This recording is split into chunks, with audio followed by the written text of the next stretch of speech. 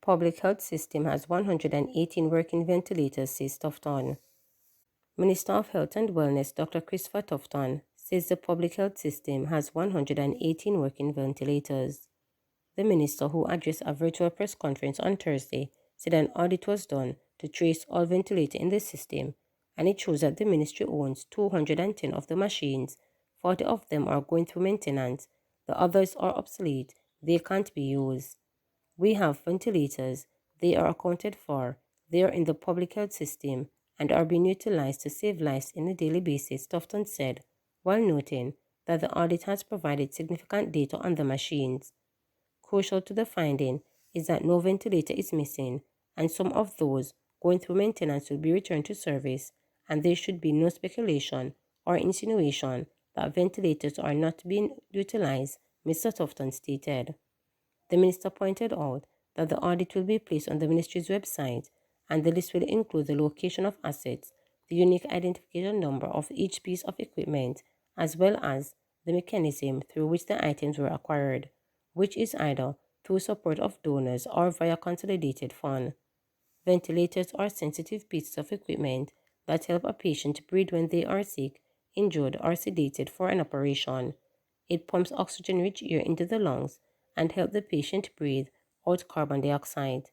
Given this sensitivity, these machines must be maintained constantly to ensure that they can provide effective life-saving support and do not cause infection. Dr. Tufton said that the ministry is committed to the transformation of the public health system, fueled by the commitment to safeguarding the best possible health outcome for our patients, young and old, and inspired by its core value of respect, integrity, equity, collaboration, and responsiveness.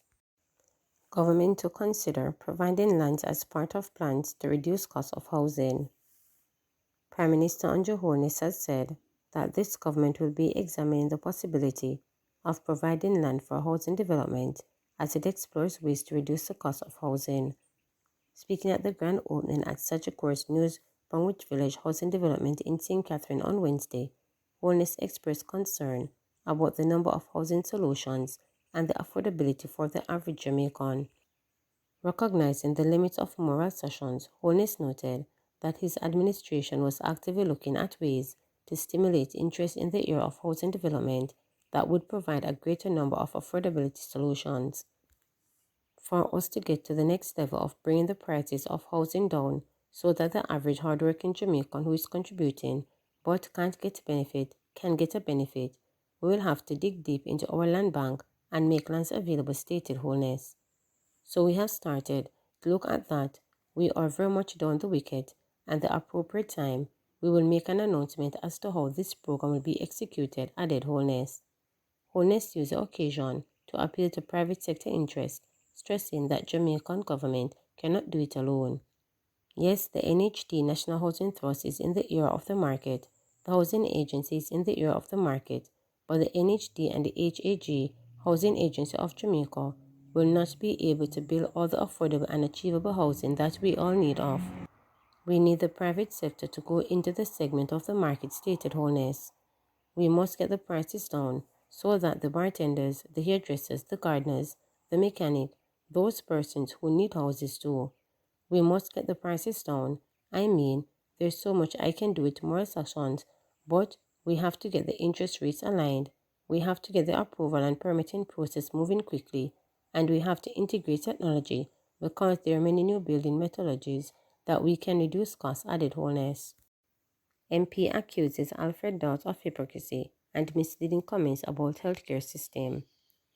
Member of Parliament for St. Ann Northwest, Crystal Lee, is criticizing People's National Party PNP spokesman Alfred Dawes for what she says is his hypocritical failure to acknowledge major steps taken by the government in its effort to reform the health system. In a statement on Thursday, Lee also chided Dawes for recent remarks not acknowledging what she says is the neglect the system suffered under the former PNP administration. Dr. Dawes held a media conference on Wednesday and pretended as if he was unaware of major reforms taking place in the sector, including the fact that 1,000 additional doctors will be given permanent posts 1,500 new places for nurses in permanent position have been finalized. There have been expansion in availability of hospital beds. Operating theatres have been upgraded, Lee commented. Dawes on Wednesday called for an overhaul of what he claims is a broken public health system on the verge of a crisis. Jamaicans are getting sicker and sicker. We have more diabetics, more hypertensives, more people with chronic diseases, an aging population, and all of these increase the burden of our public health facility, he stated. If we're not seeing significant improvements to keep up with the rate of increases in these chronic diseases on the aging population, we're going to reach a crisis level. And unfortunately, if we continue along the route that we're taking, that crisis level will be fairly soon. However, according to the government MP, it must be noted that under the JLP administration, the National Health Fund NHD facilitates 3 million prescriptions per year, up from 1 million 4 years ago. She also highlighted that more categories of illness are also being covered by the fund.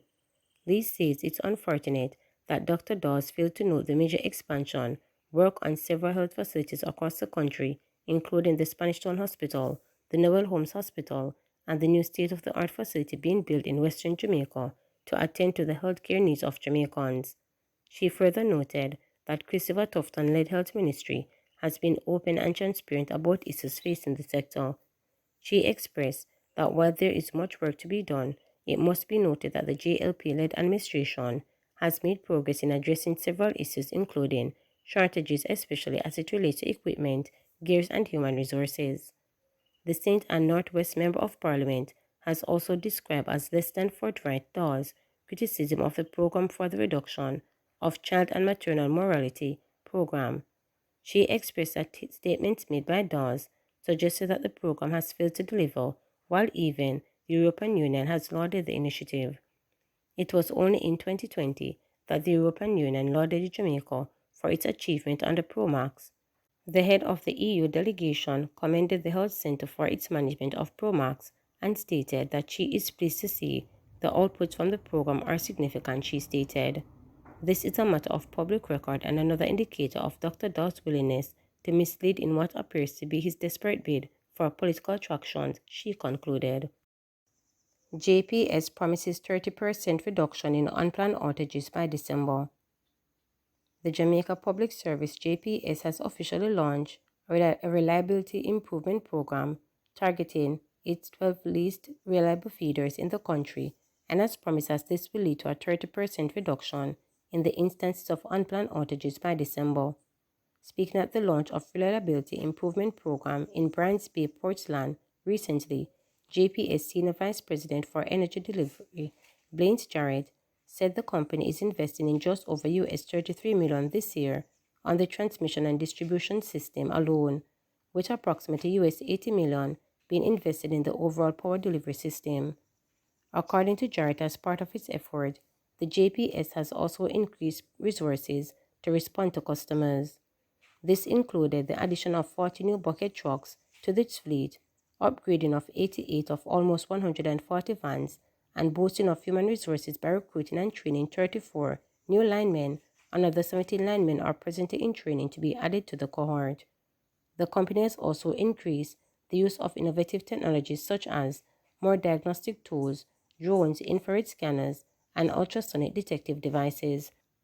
These advancements will allow for more precise and efficient maintenance and repair work, boosting the company's ability to identify faults along its line more quickly, which will result in fewer and shorter power outages. The Reliability Improvement Program launch also saw a massive exercise being carried out in the Bryan's Bay area of Portland, as well as Norwich, Norwich Heights, Paisley Gardens, Burlington, Snow Hill, St. Margaret's Bay, Mount Pleasant, West End, Medstone Industry, Rock Hall, Chatsworth, and surrounding areas. The operation leverages the company's resources for all across the island to include more than 200 team members and contractors. The JPS said the program will continue with a weekly focus on the 12 least reliable feeders identified and the aim of completing comprehensive infrastructure improvement on the feeder. The work is to be done during each exercise include pole replacement, replacing aged pole and defective poles to ensure stability and safety, vegetation maintenance, removing overgrown vegetation that interferes with power lines with a target focus on fast-growing bamboos. Lightning mitigation, addressing issues related to lightning strike that affect power reliability. Transformer replacement, upgrading and replacing transformers to enhance performance. Equipment replacement, installing new hardware and innovative devices to modernize the infrastructure. And the initiative underscores JPS dedication to addressing infrastructure challenges and enhancing the quality of life for all Jamaicans, stated Jarrett. Please remember to subscribe, like, share, and click the notification bell for daily updates.